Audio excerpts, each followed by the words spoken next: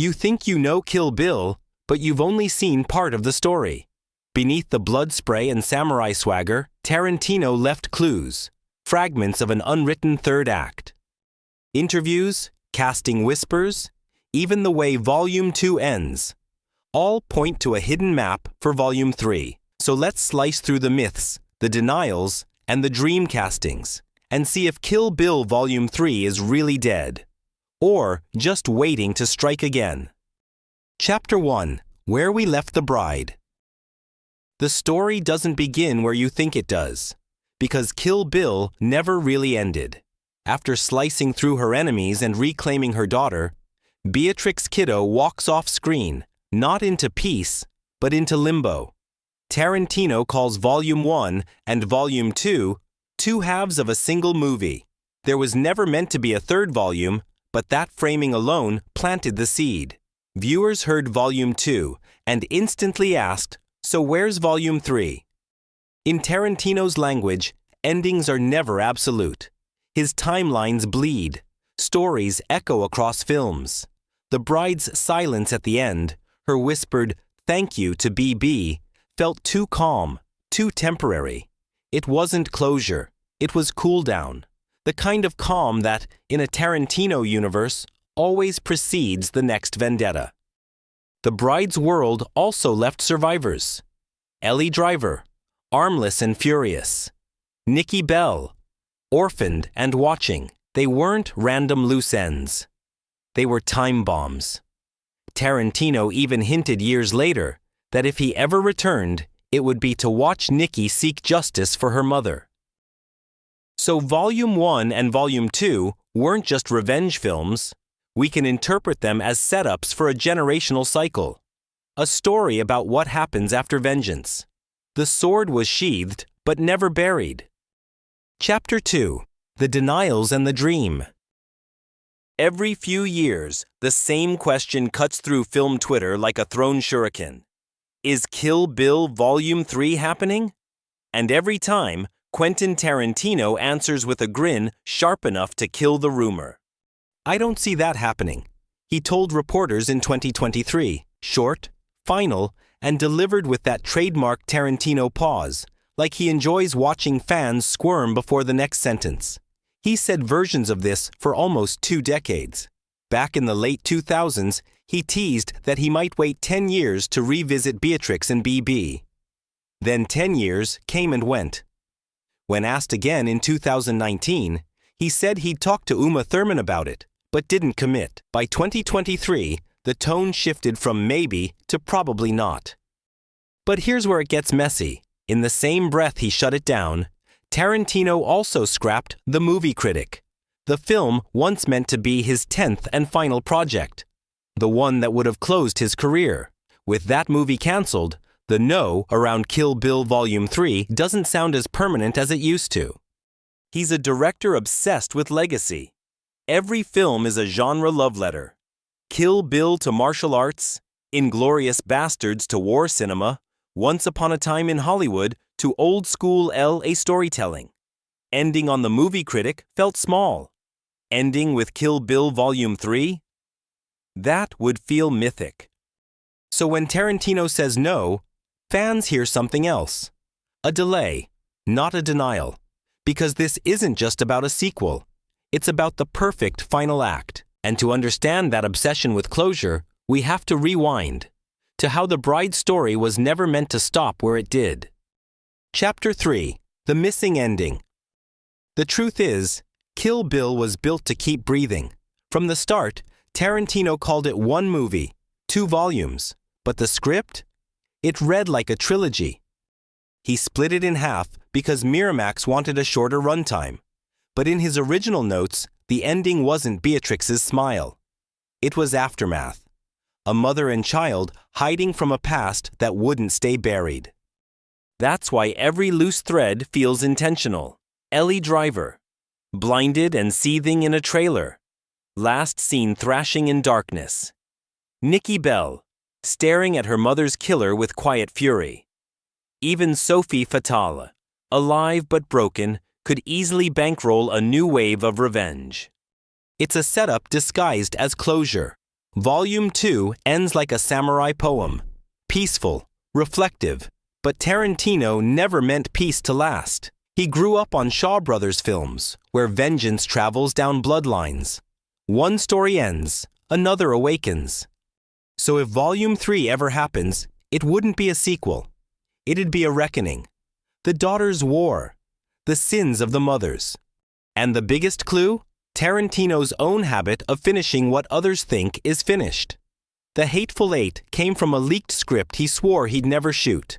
Once Upon a Time in Hollywood was born from a dead Charles Manson idea. Chapter 4. The Heirs of Vengeance. If Kill Bill Volume 3 ever swings its blade, the next generation is already cast, at least in Tarantino's imagination. In 2021, during an interview, he mentioned a wild idea. The bride and her daughter, bride and Bibi, are on the run. And, just the idea of being able to cast Uma and cast her daughter Maya in the thing would be fucking exciting. Yeah. Maya Hawke, Uma Thurman's real-life daughter, could play Bibi, the grown-up child Beatrix saved. That single sentence detonated across the internet. It wasn't a formal pitch, just Tarantino riffing. But it made perfect cinematic sense. The bloodline continues, both on screen and off. Then came Vivica A. Fox, who played Vernita Green. When asked who she'd want to see as her on-screen daughter, she didn't hesitate. Zendaya. Two of Hollywood's most recognizable young stars, inheriting a legacy of violence born decades before their characters were even adults. Fans instantly saw the symmetry. Beatrix's daughter versus Vernita's daughter. The same duel. New generation. Same revenge cycle. It's a concept that practically writes itself. But Tarantino's world doesn't repeat. It reflects. If Maya and Zendaya ever faced off, it wouldn't just be another sword fight. It'd be a generational argument about whether revenge is heritage or curse. Behind the rumor, there's real emotion. Uma and Maya have talked about working together when the right story appears. Fox still calls Vernita's unfinished arc her favorite cliffhanger in cinema. These aren't just fan-cast dreams. They're sparks waiting for the right gasoline. And with Tarantino's The Movie Critic shelved, the timing almost feels poetic. The curtain rises, the stage is empty, and somewhere in the dark, the daughters are sharpening their blades. Chapter 5. The Roadblocks. Every legend comes with its own curse, and for Kill Bill Volume 3, that curse is logistics. The first wall is Tarantino himself. For decades, he's repeated the mantra, 10 films and I'm done. He wants to retire while his creative legacy is spotless, untainted by decline, but the count is messy.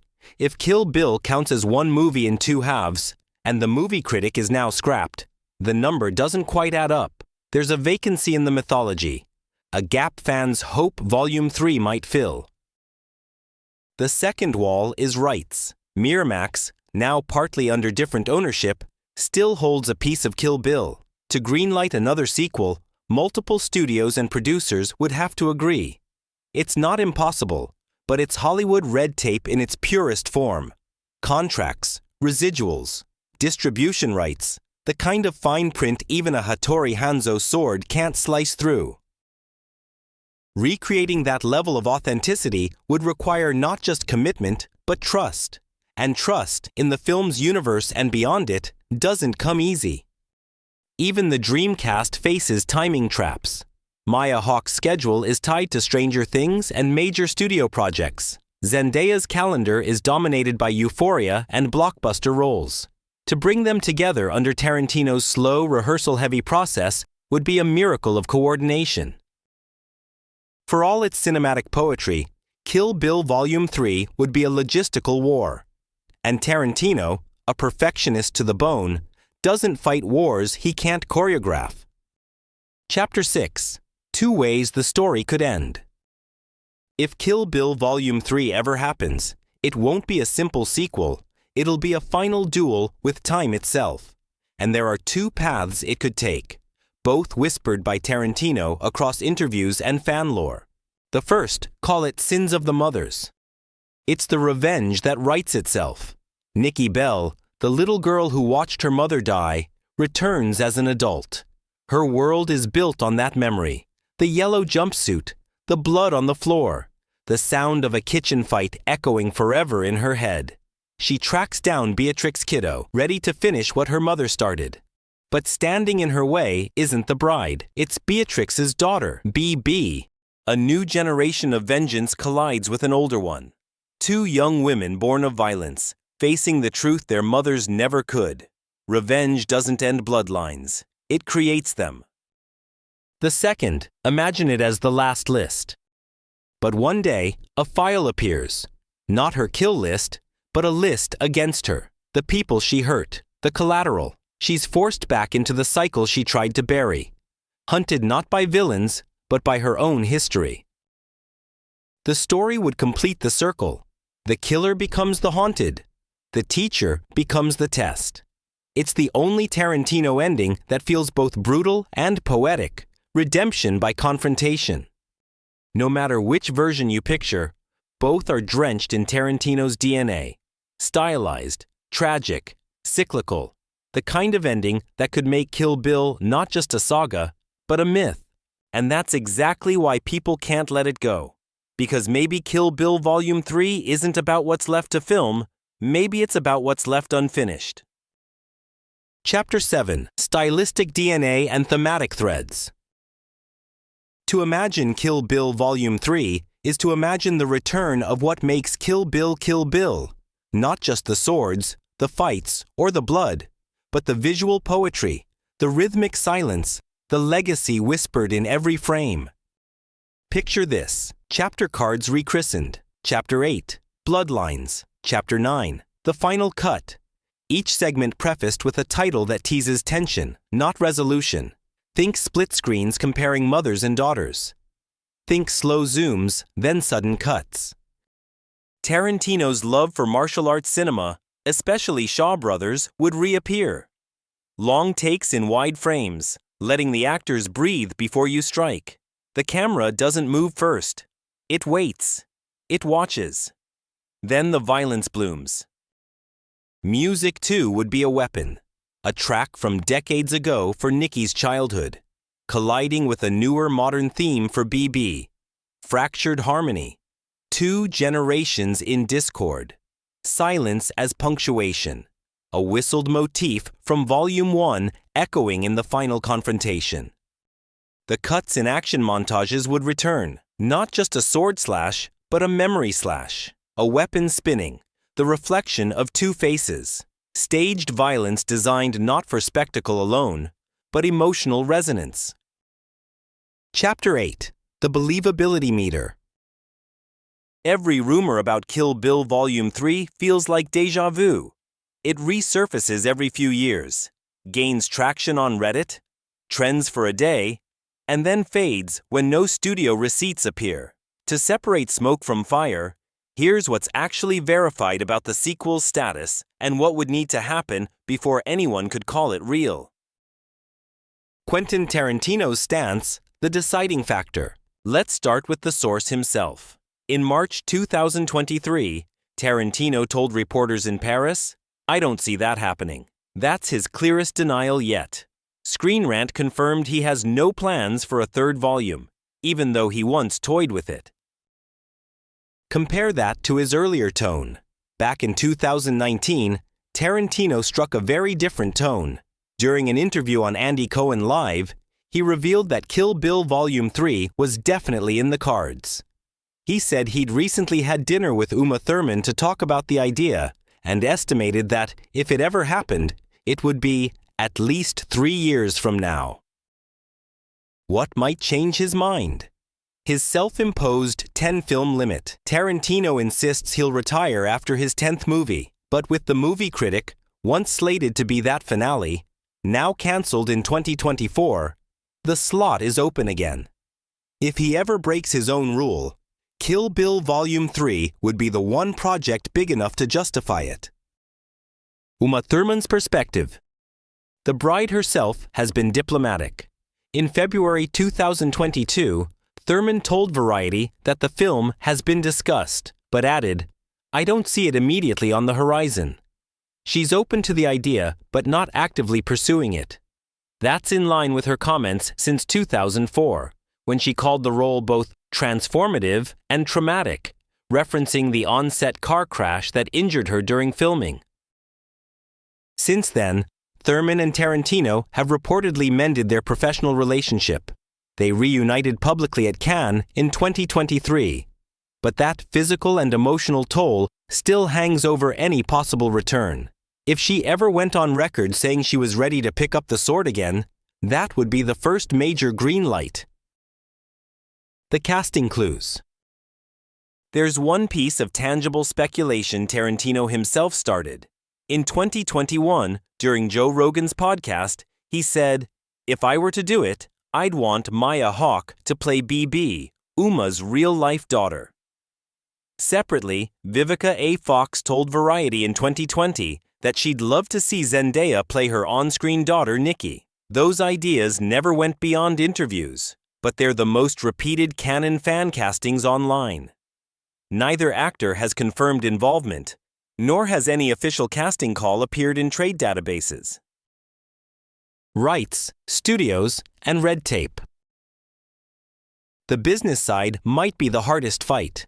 Kill Bill Volume 1 and Volume 2 were released under Miramax, then owned by the Weinstein Company. After the Weinstein collapse, rights became fragmented. Tarantino regained ownership of several of his films, but no reliable source confirms whether Kill Bill's full rights reverted to him. Any sequel would require coordination among multiple entities. Tarantino's banner, A Band Apart, Miramax's current owners, and potentially Sony, which distributed Once Upon a Time in Hollywood. The industry tells. Real films leave paper trails. Agency packages, trade announcements, tax filings, casting breakdowns, or location permits. None exist for Kill Bill Volume 3. No deadline, THR, or Variety articles list it on studio slates. When Tarantino begins a project, he's vocal about it, announcing casting choices himself. The silence here is deafening. Verdict, 20% chance. There's no active production, no cast, no script confirmation, but there is an open creative slot, 2 actors who fit the legacy, and a director famous for resurrections. Right now, Kill Bill Volume 3 isn't being made, but in Tarantino's universe, not happening never means never. Chapter 9. Why the Rumor Won't Die. Every time Tarantino says no, fans hear a comma instead of a period. That's because Kill Bill never just lived on film. It lived in conversation, in late-night rewatches, in the endless cycle of what-ifs that define cult cinema. The myth stays alive partly because of Tarantino's own unpredictability. He's the kind of filmmaker who burns a project, The Vega Brothers, resurrects another, The Hateful Eight, and constantly rewrites his own endings. When he canceled the Movie Critic in 2024, it reignited every dormant rumor at once. Suddenly, the one last film space was empty again, and Kill Bill Volume 3 fit it like prophecy. The other fuel is emotional. Fans never got closure. Ellie Driver's fate is unresolved.